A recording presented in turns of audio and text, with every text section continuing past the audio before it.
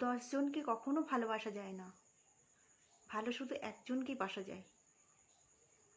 আর যারা 10 জনকে ভালোবাসে সেটাকে কখনো ভালোবাসা বলে না, মোহ বলে।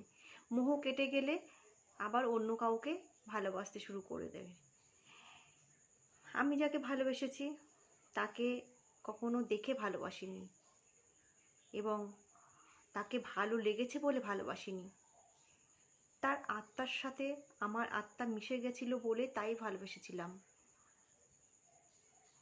তার মনের সঙ্গে আমার মন মিলে গেছিল বলে তাই তাকে ভালোবেসেছিলাম।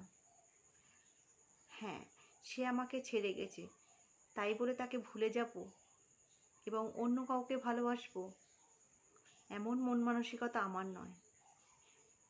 তাকে আমি তো কোনোদিন দেখিনি তার খারাপ কী ছিল, তার ভালো কী ছিল।